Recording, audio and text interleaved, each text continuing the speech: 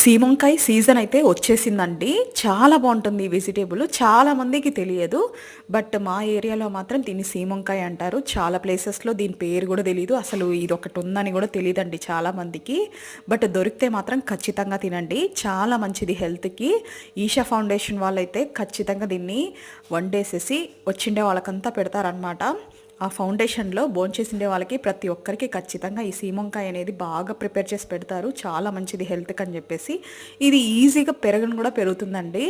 Just మనం ఒక కాయి మోసొచ్చిండే కాయ అయితే పెట్టేసామనుకోండి, హ్యాపీగా చెట్టు కూడా వచ్చేస్తుంది.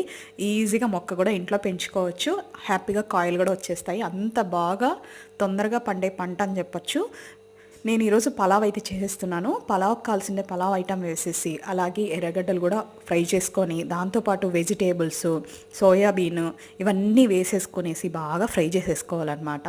మామూలు మనం పలావ్ ఎలా చేసుకుంటామో అలాగే చేసుకునేసేయాలి.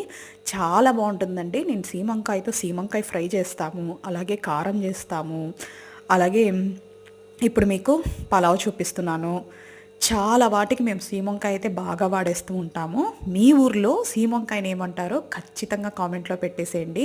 ఎందుకంటే నాకు కూడా తెలియదనమాట చాలా ఊర్లలో దీని పేరు ఏంటని. దాంతోపాటు పితికి పప్పు కూడా వేసేసానమాట. ఏంటి పితికి పప్ప అని అనుకోవద్దండి, చాలా బాగుంటుంది. ఒకసారి ట్రై చేయండి. జస్ట్ పితికి పప్పుతో కూడా నేను పలావ్ అయితే చేశాను. అది కూడా బాగుంటుంది. అది కూడా ట్రై చేయండి. పితికి పప్పుతో కూడా చాలా వెరైటీస్ అయితే చేశాను. అలాగే సీమంకాయతో కూడా చాలా వెరైటీస్ చేశాను. దాంతోపాటు టమాటాలు కూడా యాడ్ చేసేసుకోవాలి. ఇవన్నీ బాగా ఫ్రై అయిపోవాలండి. ఫస్ట్ ఫ్రై అనేది చాలా ఇంపార్టెంట్. మనం చేసే ఫ్రైని బట్టే టేస్ట్ లెవెల్స్ అనేటివి బాగా పెరిగిపోతాయి అన్నమాట.